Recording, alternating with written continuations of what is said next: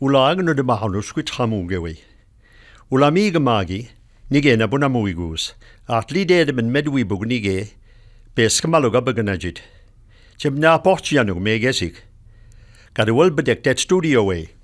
The language of the Mi'kmaq grew out of this landscape, but for hundreds of years it has been intermingling with European languages, and Mi'kmaq linguist Bernie Francis is here to talk about the results.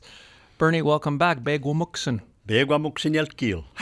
Thank you very much. Thank you you had for good the invitation. Holidays? Well, Arlene. Yeah. Bernie, so we're going to start with what you call the French intrusions. Sure. Right? Yeah. We had an early contact with the French. As people know, Cartier arrived here in 1534 around the Gaspé area, and I believe he met Membertou early in Port Royal area. And of course, after that, you had Samuel de Champlain arrived here about 1606. So, of course, they weren't alone on those ships. They came with others, and we've had a long contact with them. And of course, when the fortress was built in just outside of Sydney, Louisbourg, of course, there were 600 Mi'kmaq people in and around that fort all the time. By all accounts, we got along quite marvelously with the French in the early days, and that's why the Order of Good Cheer came to be, because we celebrated by way of a feast, of music, and perhaps some of the good wine that they brought with them at the time that Mi'kmaq people were just getting to know. Right. So it's the words that exist now in the Mi'kmaq language that are definitely Acadian French, that may not be recognized by people who speak what I call standard French of today, as opposed to the Acadian French dialect. So very localized. Very, very localized, yeah. And kind of trapped in history a little bit? Is that what you mean? I kind of refer to the Mi'kmaq language as a museum for the some of the old Acadian French words, because we have them nicely hidden that in all likelihood, an Acadian who was fluent in his or her language may not recognize them until I really slow it down, Right. But in normal conversation, they might miss those words completely. And but the ones that we borrowed them and pronounced them the way that the Mi'kmaq people would pronounce them. And they sound alike. They should sound alike. We have other words that are definitely influenced by the French language that are not word borrowing so much as conceptual borrowings that we did. I'll talk about those later. But for now, these words that I have with me today are the ones that would sound very much like the Acadian French words. Okay, can you give us some examples of some of these? Sure. The interesting one, I had a problem realizing why we had a word for horse, for example, because as far as I know, there's been no horses here for 5,000 years, but we had a word. So where does the word come from? So that's the figuring out the origin of a word, it's called etymology. Yes. So I started digging, and of course, I figured it had to have come from the French because they brought horses over, but it didn't sound like the French word. So the word for horse in French is cheval, but the word in Mi'kmaq for horse is desibo. Now that doesn't sound alike, so therefore it really threw me. I didn't know where it was coming from until I had the flu one day. And so my little daughter was sitting there listening to a French channel, cartoons, And of course, I'm lying on the couch and, watching them with her. And finally, I realized they're talking about horses here. There were little horses in the film. And then they were saying the plural for horse is des chevaux. So from des chevaux, we got desibo. See how closely it sounds? Yeah. Except in Mi'kmaq, it's singular. Whereas des chevaux is plural, So we borrowed from the French form, and we used it as our singular. And each time that we want to pluralize the word desibo, we will simply add a K at the end of that word and say desiboke. Desiboke. With a strong K, that's right. Right, but a single horse is desibo. Single horse is desibo, exactly. There's that one, and of course, this is an interesting one. you look at your Kleenex box today, and of course a lot of our items are, French and English, you'll see on the boxes and the advertisements. And we have mouchoir. Well, I looked at that and I figured we must have, we do have a word mousoué, which means handkerchief or Kleenex. Yeah. But it didn't sound like mouchoir. So I wondered again, how did that come to be? And it didn't take too long before I figured out it was directly from the Acadian French, and they used to say mouchoué. Mouchoué. Mouchoué. Right. Oh, the accent. Right, yeah. exactly. Mouchoué. Mouchoué, yeah. exactly. So we bordered it, except we don't have, at that time, we didn't have the sound, or it was just starting to disappear at the sound SH. We don't have it anymore. So at one point, it might have been mouchoué, just like that. Yeah. But nowadays, you'll hear Mi'kmaq people will say mousoué. Mouchoué. Mousoué, as opposed to mouchoué, the Acadian French, and they use it for handkerchief or Kleenex. So you don't have, but in the Mi'kmaq language, you don't have the sh phoneme. No, we don't anymore, because the word for chief, for example, today is sahamau. Now, if you go back at the letter that I'll talk about perhaps in other programs at some point, in 1750, they wrote it as shagamau. So it did exist at that time, but it's no longer around anymore. It's and amazing. same thing with the letter R. We had an R. If you go back about 275, 280 years ago, there was an R in the language, but anything that was an R has assimilated to an L of today. But if I'll give you a couple more words before we move along. But the word frying pan, it's something that we wouldn't have had, you see. Mm-hmm. We say la poêle, but in French they say la poêle. You see how close it is there? Then we have the word for boot. They'll say des bottes. Yeah. In French, of course, we say des bottes for one single boot, you see. And then the word quarter, we will say, in French, they'll say quartier. Mm-hmm. In Mi'kmaq, they'll say galtier. Again, another example. That's what we call a direct borrowing. Mm-hmm. Then for 50 cents, French will say demi-piastre or demi-piastre, TRE at the end. Mm-hmm. Now, that definitely means a half a dollar. And in Mi'kmaq, it comes across as one word. Demi-piastre is what we use. Instead of demi-piastre. You see what I mean? Demi-piastre. Demi-piastre. That means specifically 50 cents. 50 cents or half a buck. So far, we've spoken only of that as kind of the Mi'kmaq versions or the Mi'kmaq words that have a French basis. Did it go the other way as well?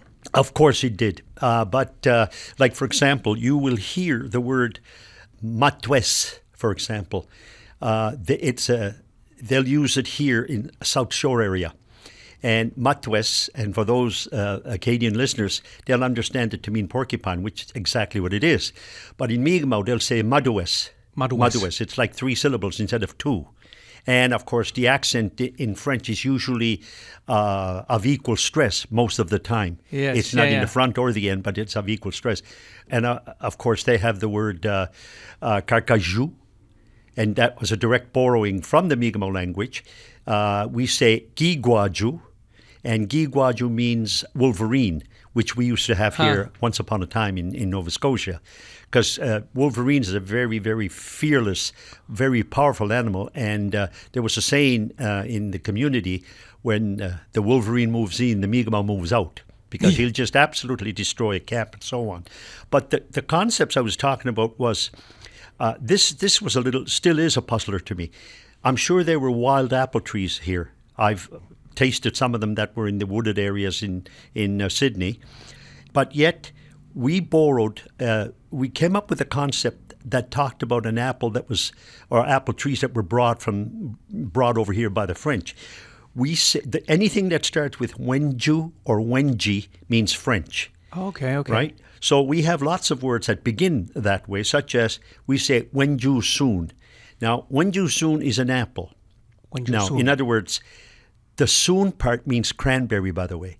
So if you say wenju soon, you're actually saying French cranberry. French cranberry. Yeah, but it really is an apple, right, Then you have wenju xnunk, which is the wenju again, French something. So xnunk has to do with shoes. So we say French footwear. Then we say wenji gom, which is a French dwelling or a house.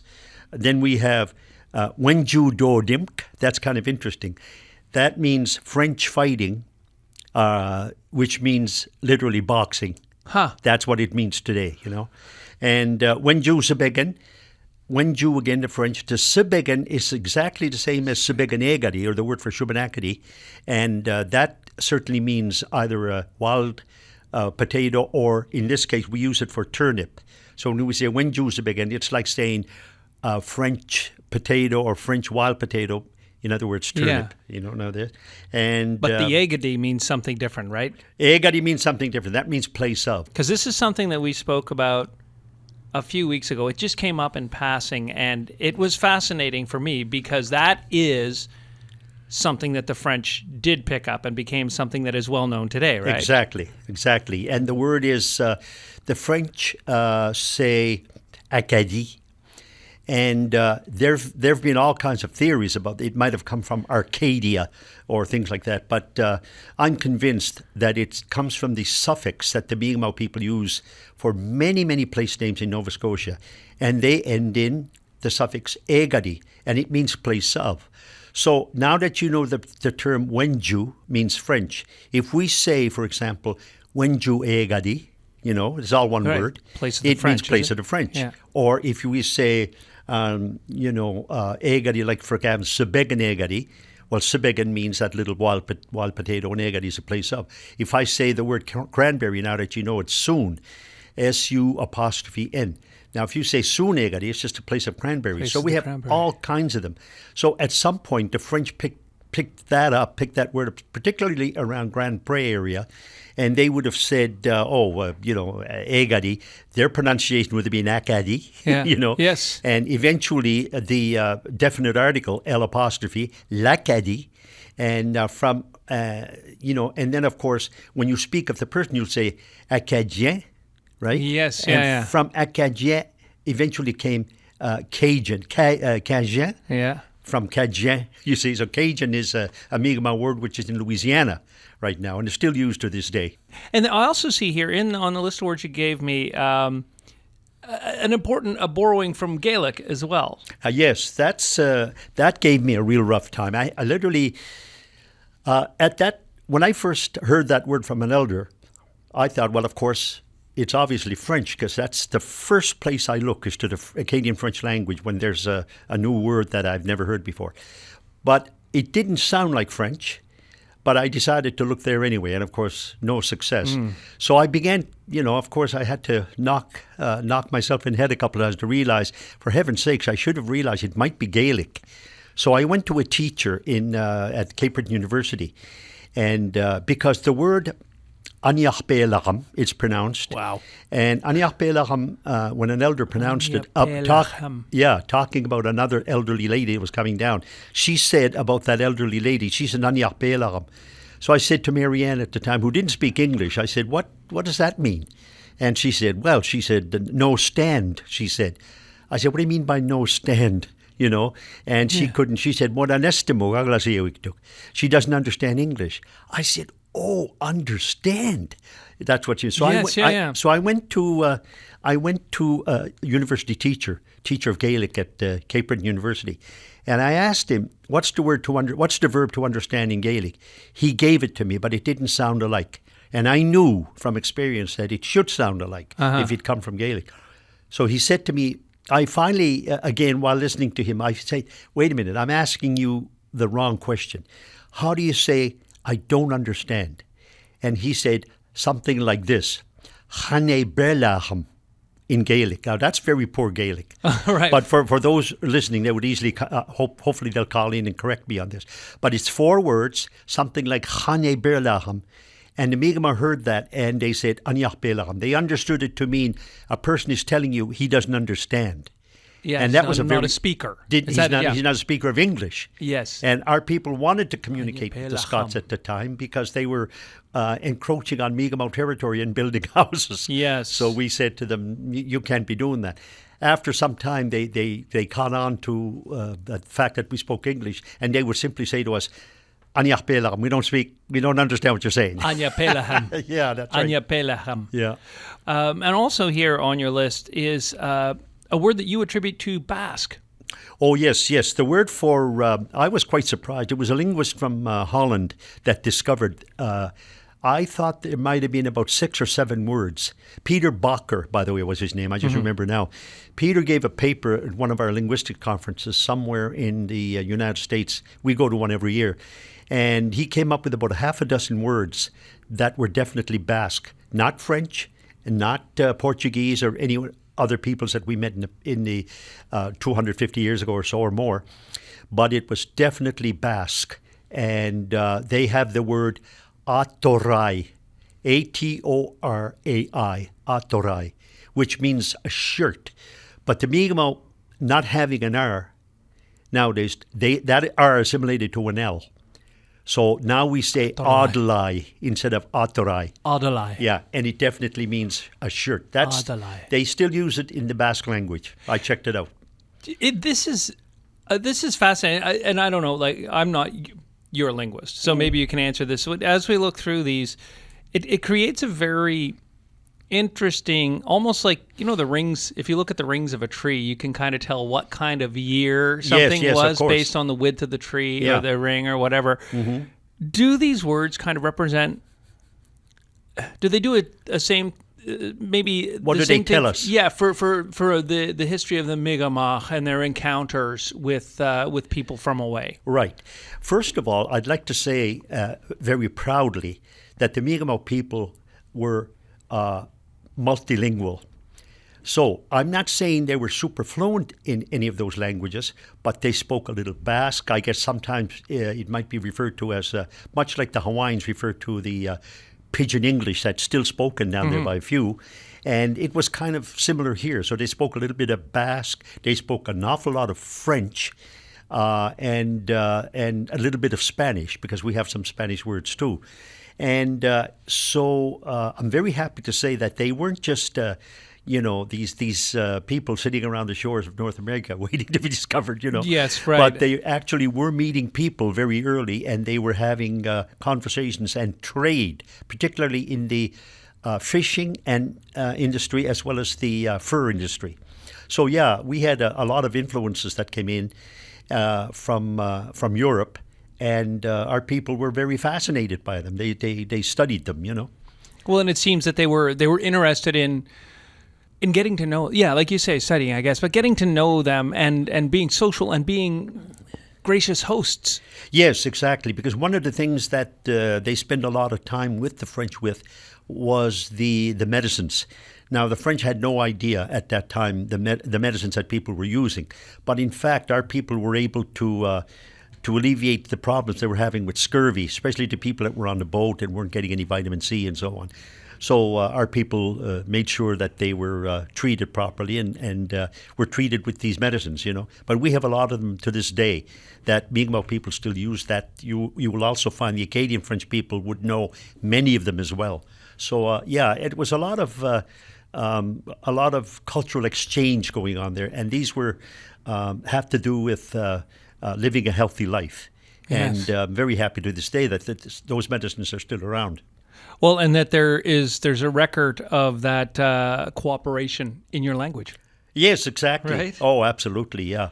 So we, we're very happy to this day, from time to time, I'd get a call from, French organizations asking me to maybe say a few words here and there.